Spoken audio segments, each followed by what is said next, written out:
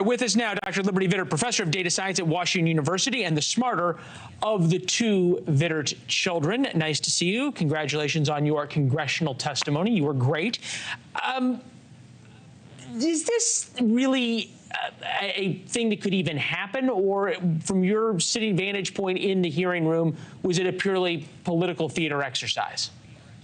I think this is clearly political theater because, first of all, it would completely destroy the American economy if it happened. And second of all, it's highly ironic that such an actual elitist policy is coming out of Senator Bernie Sanders' mouth.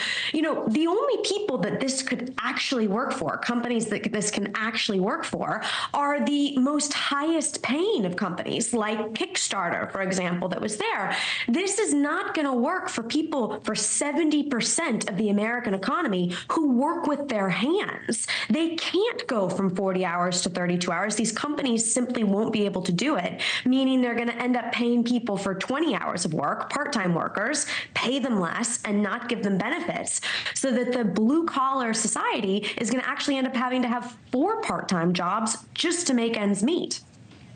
Right. So then you think about who this actually benefits are the culturally elite and the elite, quote unquote, which has become the base of the Democratic Party. Working class voters have turned Republican. I think what's interesting, you think about the possibilities of things that really could sock it to the billionaires, as Bernie Sanders would like to do, and the carried interest deduction, which is a handout to hedge fund billionaires. It's something that everybody likes to talk about doing, but nobody will actually vote for. And the private jet depreciation loophole and Roth IRA swaps for angel investments. Peter Thiel, of course, figured that out to the tune of $5 billion of tax-free income. Did any of that get discussed yesterday?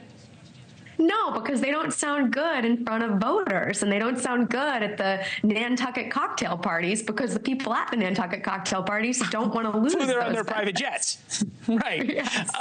Look, I think the law of unintended consequences, and you don't want to impugn anybody's motives. You want to sometimes discuss their ideas. The law of unintended consequences here is real.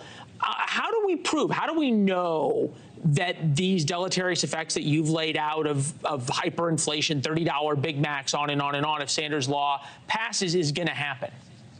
Because we have seen studies on them. You know, proponents of the 32-hour work week look at these very short pilot studies, 6 months, 1 year, 2 years, and go, oh, look how incredible this is. And only companies that have chosen to participate, the most elite companies amongst us. But they don't talk about the long-term studies, like when France mandated to go from a 40-hour work week to a 35-hour work week. Happiness levels went up for a very short period of time and then actually went lower after 7 years. Stress levels the same. And it was a real problem for French working class people who lost their jobs. We've seen it. We know what happens.